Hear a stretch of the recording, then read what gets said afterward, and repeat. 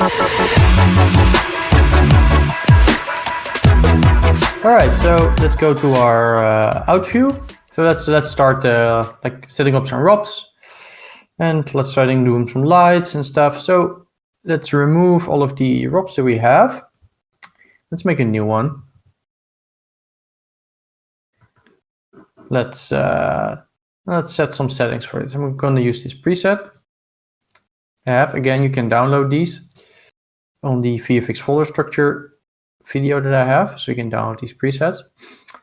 Yeah, let's call this, I guess, underwater main or something like that. And like that. So let's double check a couple of things. So primary GI brute force, secondary GI radiance point cloud. Let's leave the bounces default. Let's leave all of the other stuff default. So let's set up the AUVs as well. So cogwheel, I'm gonna put down to out. So let's just only do the basics ones for now, and then I'll also add some other stuff later. And I'll start explaining what those are. So let's remove all of the non-basic ones. But then at least we have something to look at. So let's drag that one in output in AOV. And let's drag it in there, like that. All right, so when we start setting up the lights, maybe what we want to do is just only look at our rock, because that's just going to be faster to load than instead of doing the entire thing. Let's just first only look at our RDR rock main. So we're going to use that just as a simple starting point. So let's go to RDR rock main. Where is it? Let's just select it. All right, let's hide some of the other stuff that we don't, because we don't really need to see it in the viewport. So let's hide this, hide this. Let's hide the squid for now. Let's hide these bubbles. Right, let's select the rock thing. Let's maybe turn off tessellation for now, because let's make the whole thing a little bit slower. If it doesn't need to tessellate, maybe just go to the first frame, something like that. Let's save. Let's open up a screen down there. Let's open up a render view.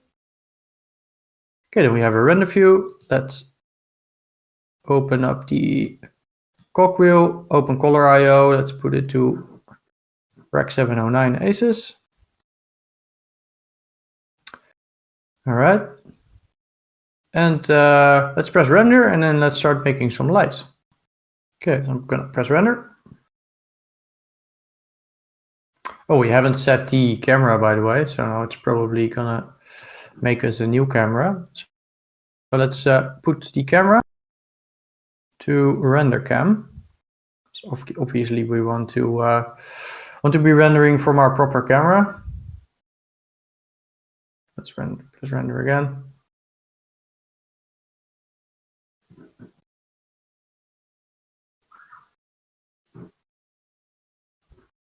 Right, so that's our thing. So let's have a look at our RNDR big rock. So it doesn't look to have to do much with the material. Okay, so let's make some lights. Let's go in here, see why it's not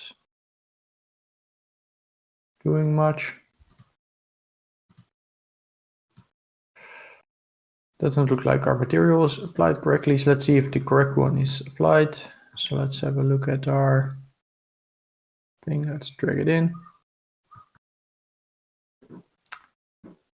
Let's just make a light, so at least we know that that's not the problem. All right, so let's just hover above this whole thing and then go to the redshift tab.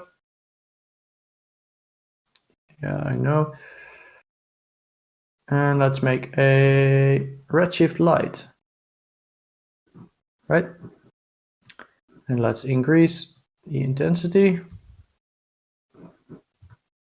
Okay, so you can see over here it now suddenly jumped to the top, so we don't want that. So let's go into Houdini /camera ROP and then current drop camera. So then it should, if we press render, it should go back to our actual render cam. And let's go into our RDR backrock. Let's delete our UV that we have there, because it might be messing some stuff up that it wants to. So now we have a UV that we use to project from the camera, which we kind of don't want. So let's delete. Let's delete the UV. Let's see if we have other stuff. All right. So let's see if that makes a difference. Let's look to our render cam. Press render.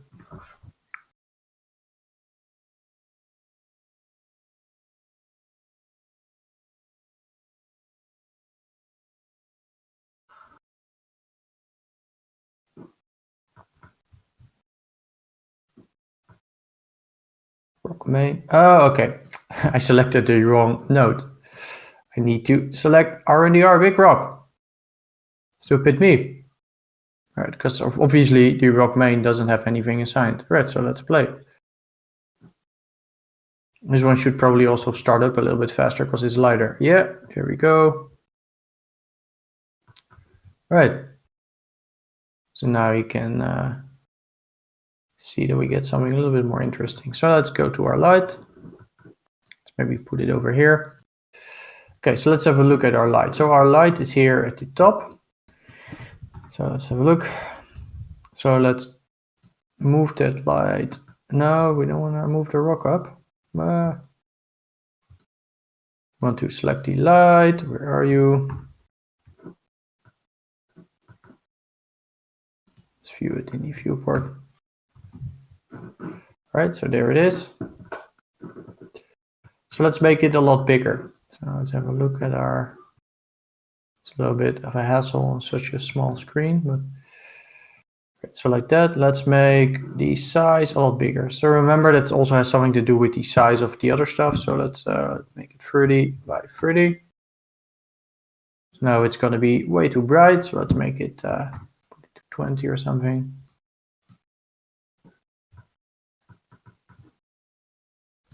Maybe 15.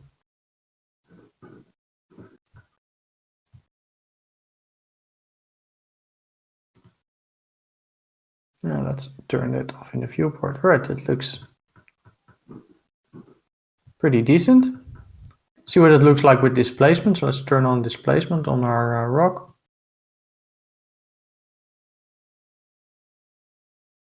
It already looks quite nice, but we didn't have displacement yet. So let's reload.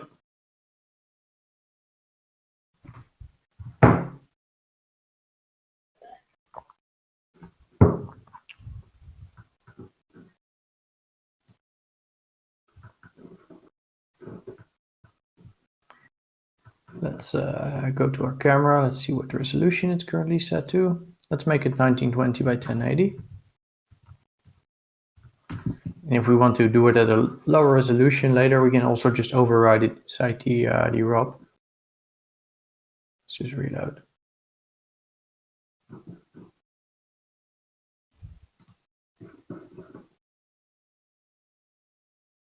Let's maybe do a bucket render.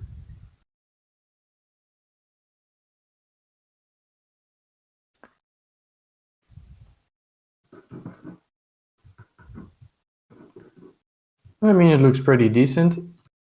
Let's have a look at the specular. So it's mostly coming from the diffuse.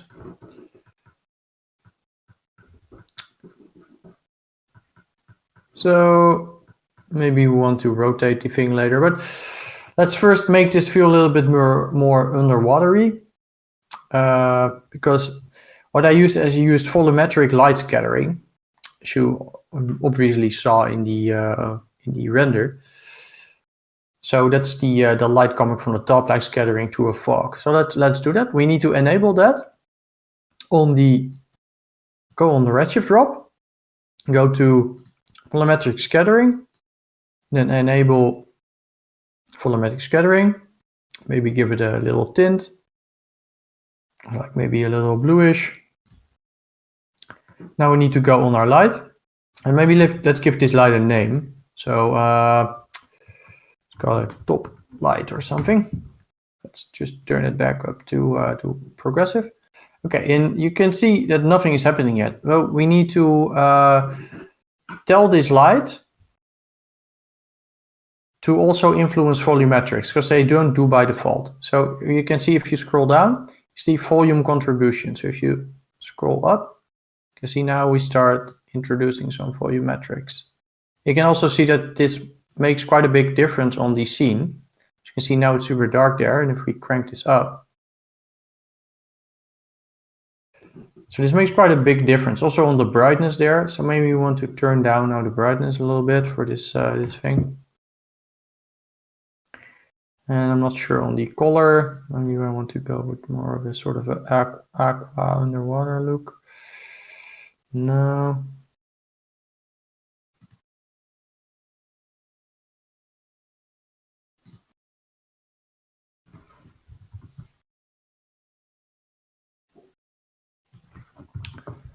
Eight.